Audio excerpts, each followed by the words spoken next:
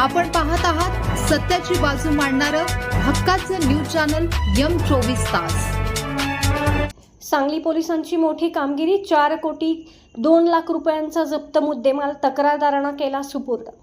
सांगली जिल्हा पोलिसांच्या वतीने जिल्ह्यातील विविध गुन्ह्यांमध्ये जप्त केलेला मुद्देमाल तसेच ऑनलाईन फसवणुकीतील रक्कम मूळ फिर्यादी आणि साक्षीदारांना परत करण्याचा महत्त्वपूर्ण कार्यक्रम पार पडला। या कारवाई अंतर्गत एकूण 4 कोटी 2 लाख 82 हजार रुपयांचा मुद्देमाल नागरिकांना सुपूर्द करण्यात आला आहे। कोल्हापूर परिक्षेत्राचे विशेष पोलीस महानिरीक्षक श्री रंजन कुमार शर्मा यांच्या हस्ते आणि सांगली जिल्ह्याचे पोलीस अधीक्षक श्री तुषार दोशी, अपर पोलीस अधीक्षक श्रीमती कल्पना बारवकर यांच्या प्रमुख मार्गदर्शनाखाली ही कारवाई करण्यात आली।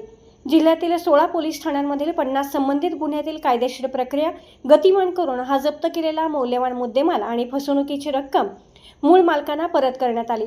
यामध्ये सोन्याचे दागिने 134 तोळे किंमत 1 कोटी 34 लाख, चांदीचे दागिने 40 किलो किंमत 1 कोटी 20 लाख, मोबाईल फोन 283 नग किंमत 57 लाख 50 हजार, ऑनलाईन फसवणुकीतील रक्कम 57 लाख 32 हजार, बेदाना 1430 किलो किंमत 73 लाख 48 हजार, असा एकूण रक्कम 4 कोटी 2 लाख 82 हजारांचा समावेश आहे।